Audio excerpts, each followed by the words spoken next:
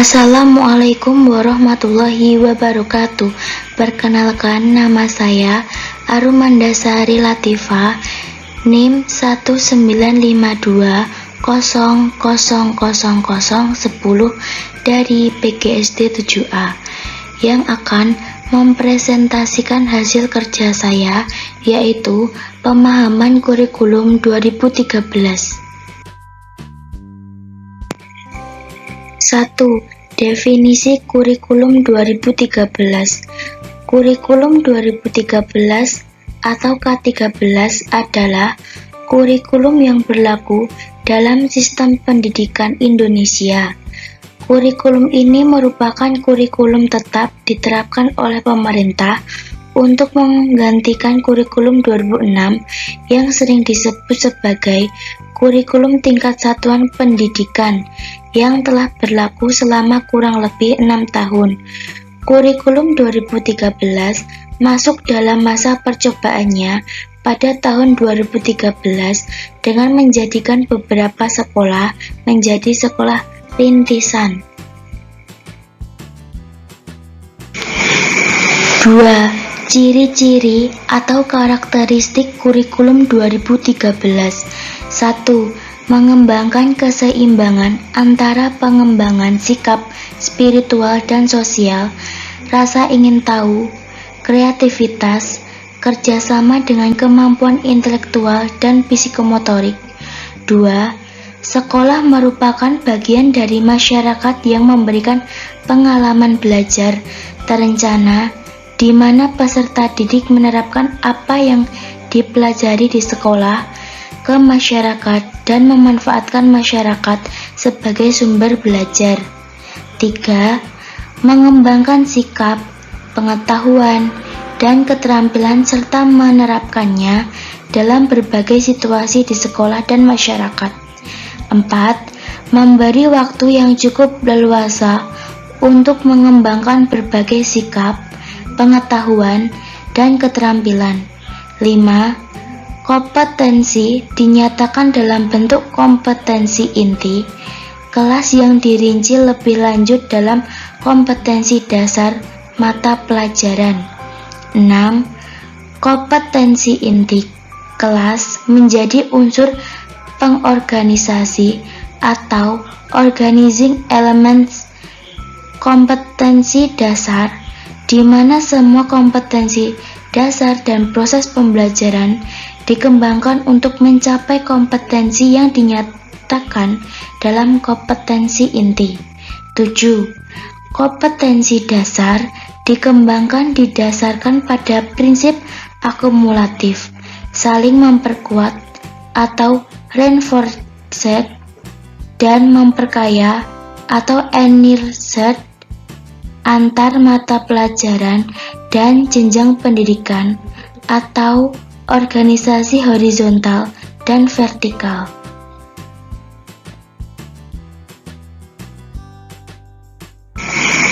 3. Prinsip pembelajaran tematik. 1. Peserta didik mencari tahu, bukan diberi tahu. 2.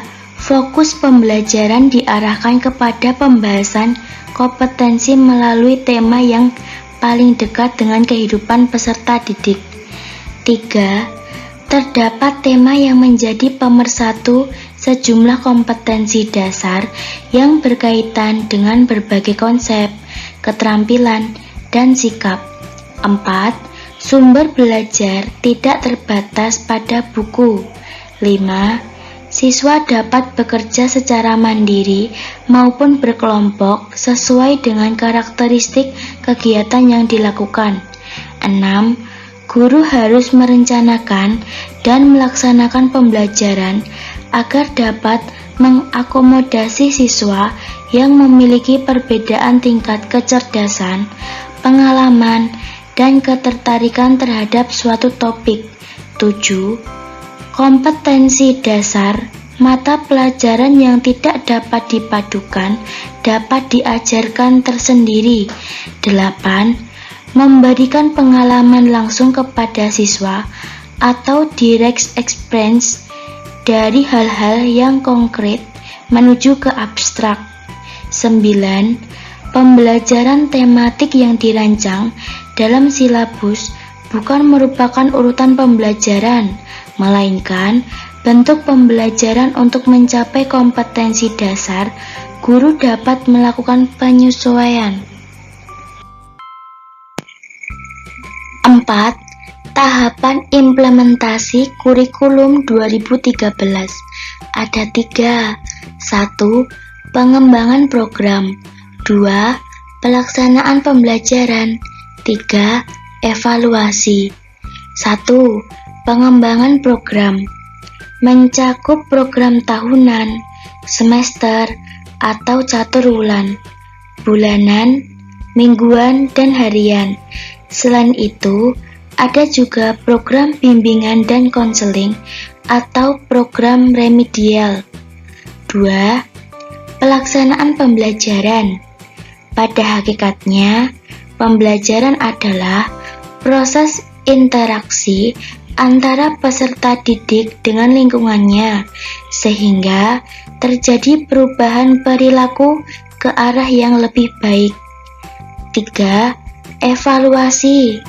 Proses yang dilaksanakan sepanjang proses pelaksanaan kurikulum catur wulan atau semester, serta penilaian akhir formatif atau sumatif mencakup penilaian keseluruhan secara utuh untuk keperluan evaluasi pelaksanaan kurikulum. 5. Kelebihan pembelajaran tematik. 1. Menyenangkan karena bertolak dari minat dan kebutuhan siswa. 2. Pengalaman dan kegiatan belajar relevan dengan tingkat perkembangan dan kebutuhan siswa. 3. Hasil belajar akan lebih lama karena lebih berkesan dan bermakna. 4. Menumbuhkan keterampilan sosial seperti bekerja sama, toleransi, komunikasi, dan tanggap terhadap gagasan orang lain. 6. RPP tematik meliputi 1. Identitas sekolah, yaitu nama satuan pendidikan. 2. Identitas mata pelajaran atau tema atau subtema. 3. Kelas atau semester. 4. Materi pokok. 5. Alokasi waktu ditentukan sesuai dengan keperluan untuk pencapaian KD dan beban belajar dengan mempertimbangkan jumlah jam pelajaran yang tersedia dalam silabus dan KD yang harus dicapai. 6. Tujuan pembelajaran yang dirumuskan berdasarkan KD dengan menggunakan kata kerja operasional yang dapat diamati dan diukur, yang mencakup sikap, pengetahuan, dan keterampilan. 7. Kompetensi dasar dan indikator pencapaian kompetensi. 8. Materi pembelajaran memuat fakta, konsep, prinsip, dan prosedur yang relevan dan ditulis dalam bentuk butir-butir sesuai dengan rumusan indikator ketercapaian kompetensi. 9. Metode pembelajaran digunakan oleh pendidik untuk mewujudkan suasana belajar dan proses pembelajaran agar peserta didik mencapai KD yang disesuaikan dengan karakteristik peserta didik dan KD yang akan dicapai. 10. Media pembelajaran berupa alat bantu proses pembelajaran untuk menyampaikan materi pembelajaran. 11. Sumber belajar dapat berupa buku, media cetak, dan elektronik, alam sekitar, atau sumber belajar lain yang relevan.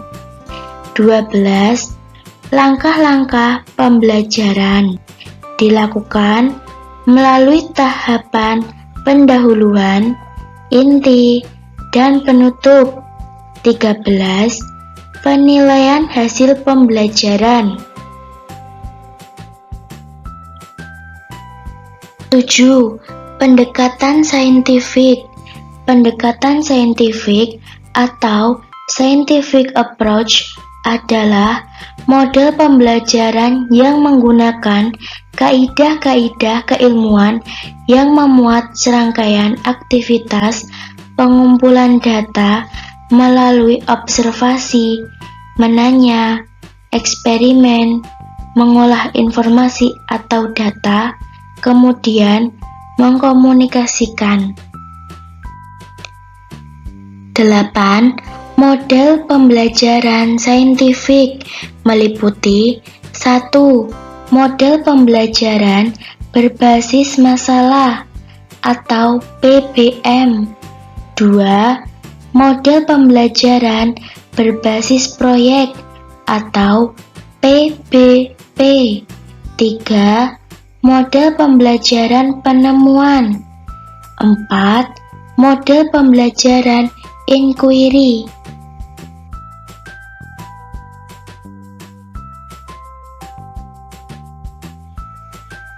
Sekian presentasi dari saya tentang pemahaman kurikulum 2013. Semoga bermanfaat. Kurang lebihnya mohon maaf. Billahi taufiq wal hidayah. Wassalamualaikum warahmatullahi wabarakatuh.